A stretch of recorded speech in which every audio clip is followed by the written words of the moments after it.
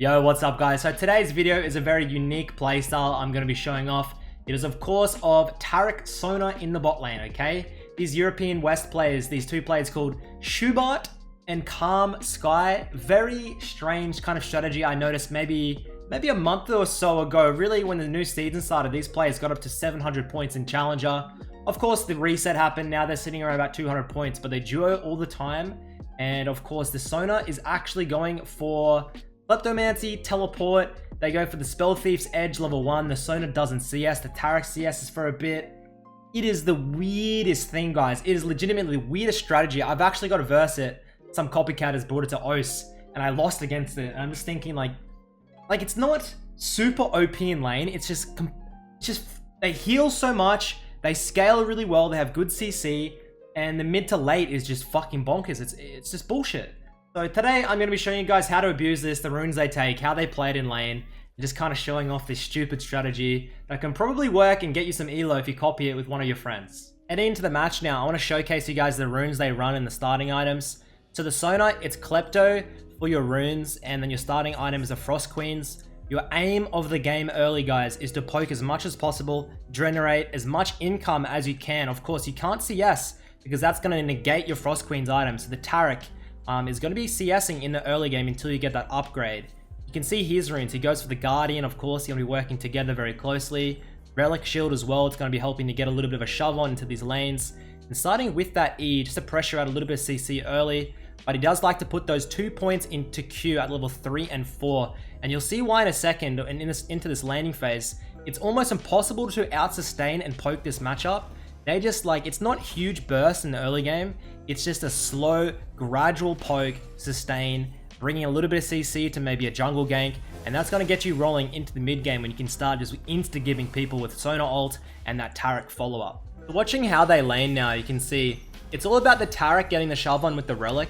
And the Sona just moving in and out of the brush looking for that poke. You get those Qs, you get those autos, you get the Klepto, you get the Frost Queen's gold. It's beautiful income for the Sona who doesn't CS.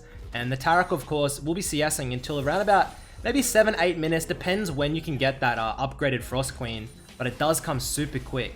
And you'll be seeing a little bit later, they go for that tier on the first base, teleport back. But with that teleport, guys, you got to be cautious. Obviously in this matchup, Ezreal Bard, it's not that potent of a lane. But if you're into something like a Draven, a Kalista early, something that really is going to be pressuring you, you do have to be a little bit cautious. You are not like a massive lane stomper. You're like slow poke lane. You are lane bullies, but you're not just going to completely win an all in. It's meant to slowly poke them out. You can see the Sona with those Qs there. The Bard has a little bit sustained. But you're just going to slowly win the matchup, teleport back with the tier, have infinite mana, and just slowly start to dictate the lane. Of course, when you've got that Taric, that CC in the lane, you've got really good setup for your jungler. You can see the Xin wrapping in here, looking to set up something on the Bard or the Ezreal. The Bard's probably the better target. The Taric misses the stun. Xin all ins. Sona picks up the kill. I mean, that was decent. The Bard gets the fucking double buffs. They're going to be wanting to get this back. And you'll be seeing the early game, there's not many solo kills that come out from them. There's not many 2v2s. The 2v2s happen at level 6 when they poke them and then dive them. Ezreal TP's back in. The Bard looks for it. Look at that burst. The burst is definitely underrated. And the best thing about this combo, similar to that Maud combo I was showing you a long time ago, it's more so you have the surprise because people don't expect these damage numbers or the sustain. They don't know how to play into it. So the Sona will get the base in here. She can have a lot of gold. And the wave is actually pushing back into them. She can set up a freeze, poke them out. And we'll see what they buy. She gets the Tear of the Goddess and the Dark Seal, which she sells, and I believe she ends up upgrading to that Frost Fang, which means she's going to be getting a lot more gold income and contributing towards getting that upgrade quicker. So level 5 now, you can see, looking at the score lines, the Taric is the one, look at 46 CS, the Sona has the 12 CS. The Taric really is the 80 carry for the first 7-8 minutes of this game. And you can see that Sona getting a bit of burst in and just continuously harassing them under tower. And then look at that sustain, man. The Taric has shields, the Taric has heals, the Sona has heals. What do? All you can do is sit back and get absolutely slaughtered. The one thing you need to do if you verse this strategy is you need some grievous wounds. This is the counter to the strategy. You get that Mortal Reminder, you get the Executioners, Morello Nomicon, This is the shit you need against this strategy, because if you don't have healing reduction, you don't bring Ignite to the lane, you're doomed. So level 6 now, what do? They dive. The Bard drops. I hate the Taric dive, man. The Taric dive is legitimately one of the most annoying things. Whenever I verse the Taric Master Yi strategy, it's just... Taric hold is absolute horseshit. The Sona, of course, is going for the Archangel first item. You can see here a little bit later on at 10 minutes. She has that upgrade, and she's starting to get the CS now. And they're just going to continuously look for those tower platings, look to harass under the tower, and generate as much gold as possible. But moving in. Sona flashes forward and just one-shots the Ezreal, man. Well, Taric ult comes through. Pick up that kill onto the Bard, and they're just going to keep diving. This is all you do. You poke them, you dive, you take the tower. You poke, dive, take tower, sustain. This strategy, man, it's absolute AIDS. I cannot believe it. So pretty much the next item that the Sona is going to be going for is the Lichbane into Death Cap. A lot of the time, you'll see her go for the Dark Seal early into the Soul Stealer. As you see the Jace here actually teleporting behind.